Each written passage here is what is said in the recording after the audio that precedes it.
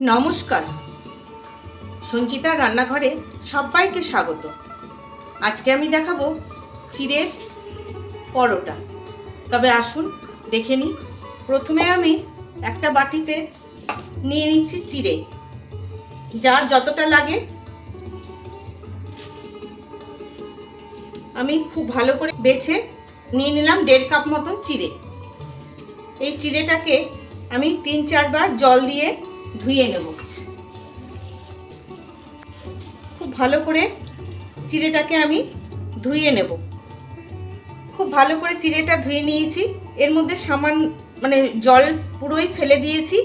একটু একটু জল লেগে আছে, এতে চিড়েটা একটু নরম হবে। এই চিড়েটা মিডিয়াম সাইজের যে চিড়ে, একদম পাতলা চিড়ে নিলে ভালো হবে না, গলে যাবে। ওই জন্য আমি এটা না খুব মোটা না পাতলা, আমি মিডিয়াম সাইজের চিড়েটা নিয়েছি। এটাকে ঢেকে রেখে দেবো কম করে 10 মিনিট। এবার এখানে আমি 2টো আলু সেদ্ধ করে নিয়েছি। এই সেদ্ধ আলুটাকে আমি খুব ভালো করে একটা গ্রেটারের সাহায্যে গ্রেট করে নেব। তাহলে ভেতরে কোনো শক্ত থাকবে না। হাত দিয়েও ভালো করে মাখা যায়, তাহলে অনেক সময় লাম্পস থেকে যাবে। এইভাবে গ্রেট করে নেব পুরো আলুটা। খুব ভালো করে গ্রেট করে নিয়েছি, এই দেখুন। এবার এই আলুটাকে একটু চটকে নেব। এইদিকে চিড়েটা খুব সুন্দর দেখুন ভিজে গেছে। এই চিড়েটাকেও চটকে নেব, বেশি না, সামান্য। এই যে মোটামুটি মেখে নিয়েছি দেখুন, এর থেকে বেশি দরকার নেই। এবার এই আলু সেদ্ধর মধ্যে দিয়ে দেব অল্প লবণ, অল্প চিনি, অল্প চিলি ফ্লেক্স, দিচ্ছি একটু জোয়ান, হাতে একটু ক্র্যাশ করে দিয়ে দিলাম, তাতে ফ্লেভারটা ভালো আসে। দিয়ে দিচ্ছি একটা পেঁয়াজ, এই 1.5 খানা মতন পেঁয়াজ, আর দেবো কুচো করে রাখা ধনেপাতা। ধনেপাতাটা সম্পূর্ণ অপশনাল, যদি খান দেবেন, আর যদি না খেতে পছন্দ করেন তাহলে দেবেন না। এবার এর মধ্যে দিয়ে দেবো এই চিড়েটা,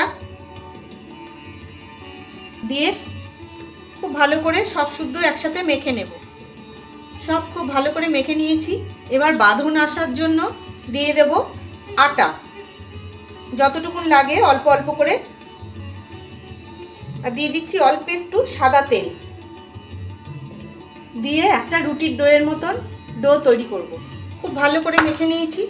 জল কিন্তু একদম ব্যবহার করবেন না, তাহলে মাখতে কিন্তু অসুবিধা হবে, কারণ এর মধ্যে যেহেতু আলু আছে, পেঁয়াজ আছে, ধনেপাতা আছে, সব কিছু দিয়ে কিন্তু জল বেরোবে। খুব ভালো করে দেখুন মাখা হয়ে গেছে। এবার হাতে একটু তেল মাখিয়ে এই ওপরটা সেট করে নেব, দিয়ে ডো তৈরি করে নেব।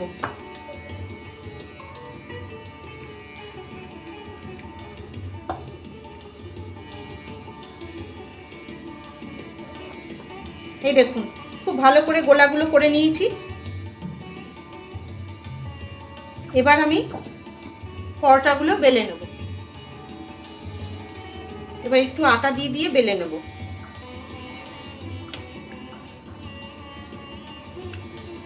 যেহেতু চিড়ে একটু ফেটে অত গোল হবে না,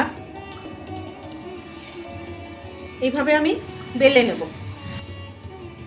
তার মধ্যে পেঁয়াজ আছে, পেঁয়াজটা খুব ডিস্টার্ব করছে।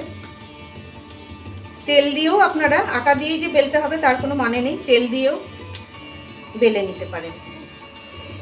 এবার পরোটাগুলো আমি ভেজে নেব, সেই জন্য বসিয়ে দিচ্ছি একটা ফ্রাই প্যান। প্যানটা গরম হয়ে গেছে। এবার দিয়ে দিচ্ছি সাদা তেল। আপনারা এটা ঘিতেও ভেজে নিতে পারেন। এবার পরোটাগুলো আমি ভেজে নেব।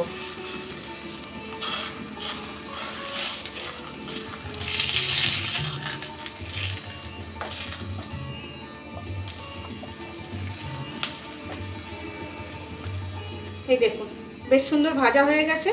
এবার আমি তুলে নেব। এভাবে সব পরোটাগুলো আমি ভেজে নেব। খুব ভালো লাগে বন্ধুরা, একবার করে খেয়ে দেখবেন। সকাল বিকেলে টিফিন যখন মাথায় কিছু আসে না, এইভাবে বানিয়ে খাওয়াতে পারেন। সব পরোটাগুলো আমি ভেজে নিয়েছি, সঙ্গে দিয়ে দিয়েছি কাসুন্দি সস, স্যালাড দেওয়ার আর জায়গা পেলাম না, আর স্যালাড দিয়ে নিলেই রেডি। কেমন লাগলো আপনাদের জানাবেন কিন্তু। ভালো লাগলে ইউটিউব থেকে দেখলে একটা সাবস্ক্রাইব, আর ফেসবুক থেকে দেখলে একটা ফলো করে দেওয়ার অনুরোধ রইল। তবে আজকের মতন আসি, ভালো থাকবেন সবাই।